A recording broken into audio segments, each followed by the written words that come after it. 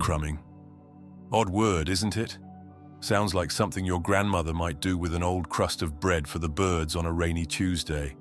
But in modern heartspeak, breadcrumbing is one of the most cunning dialects of the avoidant. Now, before you clutch your pearls or your whiskey, let's step into the winding corridor of the soul, because that's where we are heading. Today's story, the secret language of avoidance. What they're really saying is not a tale of judgment, but of deciphering, listening between the silences, reading the pauses, the sudden vanishings, the carefully chosen nothings, which are, ironically, everything. Avoidance. You've met them. Perhaps you've loved them. Perhaps you are one.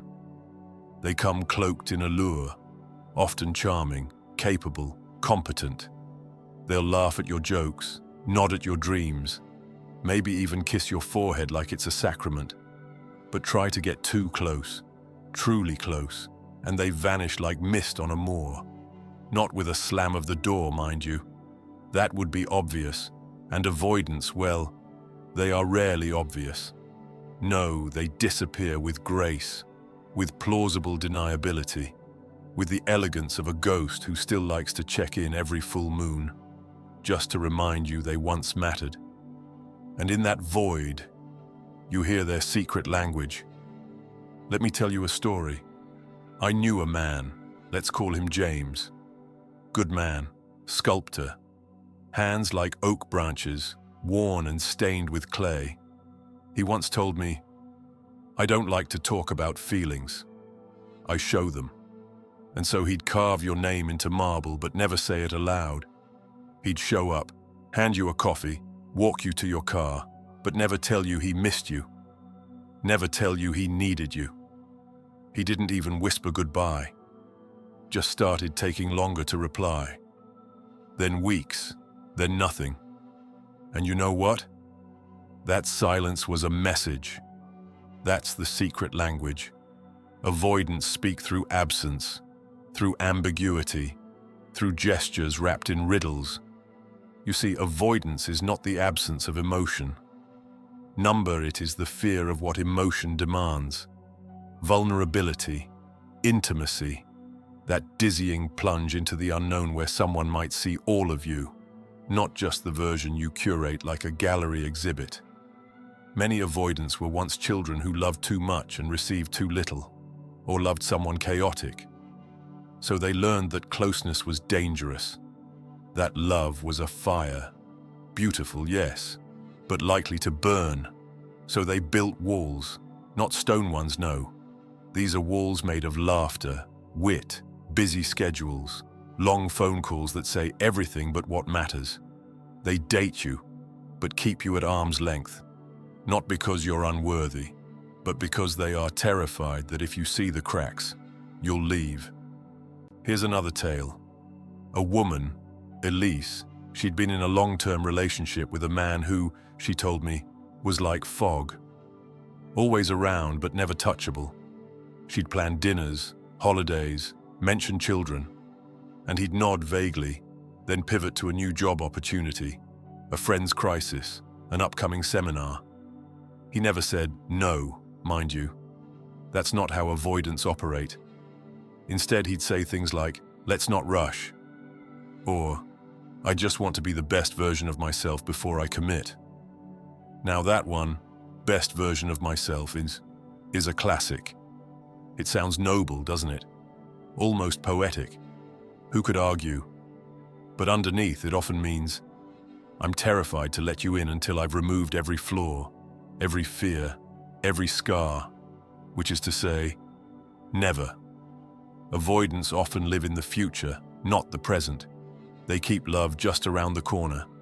Next month, next promotion, next chapter, and in doing so, they protect themselves from the vulnerability of now. But here's the twist, and it's the twist that always breaks your heart if you love one of them. They do care. They miss you after they pull away.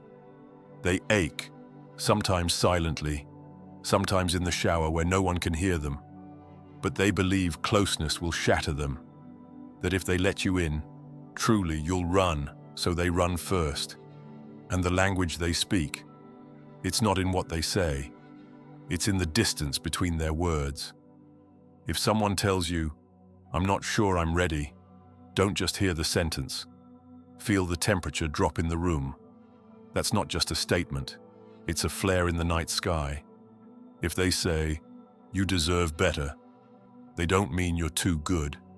They mean, "I can't give you what you want without risking myself, and I'm afraid to try." You know, once, in my younger days, I found myself quite smitten with a woman who read poetry aloud like she was casting spells. She was clever, worldly, a storm in silk, and every time I thought I was getting close, she'd vanish for days, then reappear with a smile and a story. No apologies, just a breeze through a door you weren't sure was ever open. I remember one night, under a cherry tree, I asked, "Why do you pull away when it gets good?" She looked at me and said, "Because I've learned that good always ends." There it is. That's the marrow of the avoidant code. They speak as survivors, not of war perhaps, but of love that harmed, love that wasn't safe. And they've built fortresses of logic, independence, and control, not to hurt you, but to protect themselves, from needing, from hoping, from being the one left in tears on a kitchen floor. Now, I don't tell you this to excuse cruelty. Ghosting, hot and cold behavior, manipulation, these are not romantic quirks. They are wounds masquerading as strength. And if you're on the receiving end, you must learn to decode the difference between love and longing, between someone being present and someone being available. It is not your job to pry open the heart of an avoidant with a crowbar made of devotion.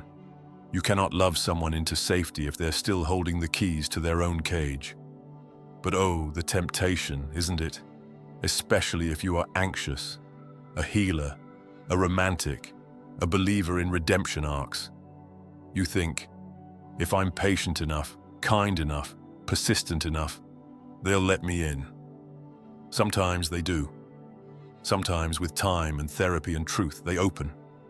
Slowly, tentatively, like a fox from the brambles, eyes wide, ears twitching. And those are beautiful moments, moments of grace. But it must be a dance, not a rescue. You see, what avoidants are really saying, under all the polite withdrawal and clever excuses, is this: I'm afraid to need you. I'm afraid to be seen. I don't trust that I'm enough. And when they say, I need space, they often mean, I'm overwhelmed by my own emotions and don't know how to express them without losing control. When they say, let's just see where this goes, they might mean, if I name it, it becomes real, and real things can break. When they don't reply for days, it might not be because they don't care. It might be because they care too much and don't know what to do with that feeling. So they freeze. Fear masquerades as freedom. Control masquerades as confidence. But listen, an avoidant isn't the villain of this story. Nor are you the fool for loving one. They are not broken. They are protective. And that protection was once necessary. Maybe it kept them safe in a chaotic home. Maybe it helped them survive abandonment, betrayal, neglect. But now it's a suit of armor rusting at the joints. And inside, a heart still beating. A heart that wants connection even as it runs from it. Now, I'll leave you with this. The next time someone drifts, goes cold, pulls away just when things felt warm, don't chase them blindly. Pause. Ask, what language are they speaking? Is this really about you? Or are you reading lines in a play written long before you ever stepped on stage? And if you're the avoidant, yes, you, if you recognize yourself in these words, then I offer this not as a rebuke, but a hand. You are not unlovable because you flinch. You are not doomed because you hide. But do not pretend your silence is kindness. Do not dress your fear as nobility. Say what you mean. Risk being seen. Because love, real, aching, full-blooded love, only happens when we stop speaking in riddles and start speaking from the raw, unedited truth. And isn't that what we're all here for? To be known, completely, even if we tremble in the telling. Thank you for listening. If you believe this video might help someone dear to you, share it with them. A small gesture on your part could mean the world to a friend in need.